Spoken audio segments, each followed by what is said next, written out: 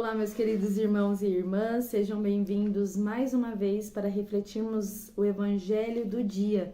Hoje, nesta segunda-feira, véspera de feriado, dia 14 de novembro, em que nós estamos vivenciando a 33ª semana do tempo comum. O Senhor esteja convosco e Ele está no meio de nós. Estamos unidos e reunidos em nome de Deus que é Pai, Filho e Espírito Santo. Amém. Que a graça de nosso Senhor Jesus Cristo, o amor do Pai e a comunhão do Espírito Santo esteja com cada um de vocês. Bendito seja Deus que nos reuniu no amor de Cristo. Meus queridos irmãos e irmãs, hoje nós vamos estar vivenciando o Evangelho de Lucas, do capítulo 18, dos versículos de 35 a 43. Um evangelho muito rico para nós neste dia, para iniciarmos a nossa semana com muita fé, com muita sabedoria e principalmente com muito amor. O Senhor esteja convosco e Ele está no meio de nós. Proclamação do Evangelho de Jesus Cristo segundo Lucas. Glória a vós, Senhor. Quando Jesus se aproximava de Jericó, um cego estava sentado à beira do caminho pedindo esmolas. Ouvindo a multidão passar, ele perguntou o que estava acontecendo. Disseram-lhe que Jesus de Nazaré estava passando por ali. Então, o cego começou a gritar: Jesus, filho de Davi, tende piedade de mim. As pessoas que iam à frente mandavam que ele ficasse calado, mas ele gritava ainda mais: Filho de Davi, tende piedade de mim. Jesus parou e mandou que levassem o cego até ele. Quando o cego chegou perto, Jesus perguntou: O que queres que eu faça por ti?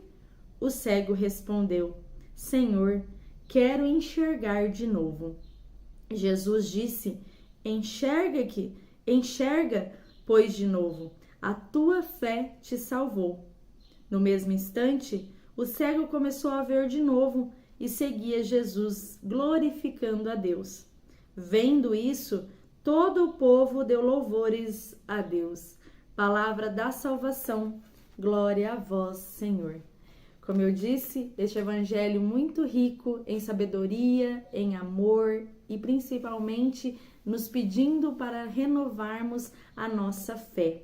Essa história do cego, que se encontrava à beira do caminho, traduz bem a nossa realidade, traduz bem a nossa vida, porque quantas e quantas vezes nós somos esse cego que se encontra à beira da sociedade, que se encontra perdido muitas vezes sem saber o que fazer da nossa vida, sem enxergar um passo à nossa frente.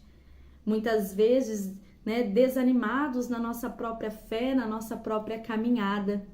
E aí aquele cego que só escutava o que os outros tinham a falar, ele não tinha certeza se realmente era Jesus que estava ali.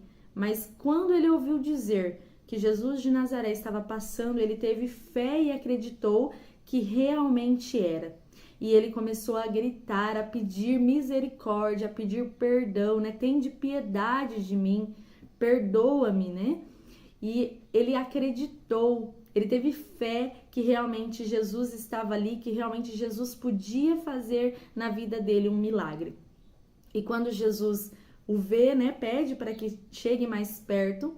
E a primeira coisa que Jesus pergunta, e eu também, trago para mim e peço para você trazer para a sua vida, se Jesus te perguntasse hoje, o que queres que eu te faça? Será que nós teríamos essa certeza, essa convicção do que realmente nós queremos que Deus faz na nossa vida? Porque muitas vezes a gente pede milhões de coisas e a gente não sabe nem exatamente o que nós queremos, o que realmente nós precisamos. E nesta pergunta, quando o Senhor faz essa pergunta para o cego, ele diz de prontidão que ele quer enxergar novamente. Ele quer ter a visão dele restaurada. E Jesus fala para ele, então volta a enxergar, porque a tua fé te salvou. A tua fé te curou. Então era a fé daquele homem que fez com que ele enxergasse de novo. E quando ele recebeu esta cura, este milagre, ele simplesmente começou a seguir Jesus novamente. Ele começou a trilhar os caminhos atrás de Jesus, glorificando a Deus, louvando a Deus, e através do seu testemunho ali, do seu louvor, as pessoas que estavam à sua volta viam o que tinha acontecido e como ele estava feliz seguindo a Jesus novamente, as pessoas também, né? No final do evangelho diz, todo o povo de Deus deu louvores a Deus, todos os povos, mas por causa do testemunho daquele homem, o testemunho de vida, o testemunho de fé. Quantas e quantas vezes nós pedimos, recebemos muitas vezes aquilo que nós pedimos, e quando nós recebemos a nossa graça, recebemos aquilo que nós estávamos pedindo por tanto tempo, a gente se afasta de Deus, se afasta da igreja, se afasta dos irmãos, porque para nós ali naquele momento já alcançamos o que queríamos. E não é isso que o Senhor nos diz, né? Neste evangelho que o Senhor nos pede. Ele quer que através deste dom, dessa graça, desse pedido que nos foi atendido, que nós possamos usar isso para testemunhar o agir de Deus, para que as pessoas à nossa volta vejam as maravilhas que o Senhor pode fazer na nossa vida e comecem também a louvá-lo, a bendizê-lo e a segui-lo. Nós precisamos ser exemplos para os nossos próximos, exemplos para a comunidade, exemplos de cristãos, porque nós somos como este cego. Nós ouvimos muito falar de Jesus, mas nós precisamos ter a mesma fé dele, de acreditar que ele está realmente em nosso meio, de que ele realiza cura, de que ele realiza milagres, de que ele está presente na Eucaristia, de que ele está presente na igreja. Nós precisamos ter a fé que este cego tinha. Ele não podia vê-lo como nós muitas vezes não vemos Jesus. Nós vemos através da nossa fé, através do irmão e da irmã, das ações, das atitudes, né? Mas nós não vemos Jesus em carne e osso como ele pôde ver depois. Mas nós acreditamos que Jesus está em nosso meio. Nós temos essa fé e nós precisamos ter esta fé viva, porque é esta fé que nos alimenta, é esta fé que nos cura, é esta fé que nos salva. Que nós possamos, meus irmãos e minhas irmãs, a exemplo deste cego, não deixar que as dificuldades da vida, que muitas vezes nos deixam de escanteio, nos deixam de lado, desanimam a nossa caminhada, não deixe que isso aconteça, de que isso tire de nós a nossa fé e a nossa esperança de que nós temos um Deus que tudo pode, que tudo faz, um Deus de milagres, um Deus do impossível. Então, que nós possamos ter esta fé viva que o cego aqui de Jericó tinha quando ele viu Jesus.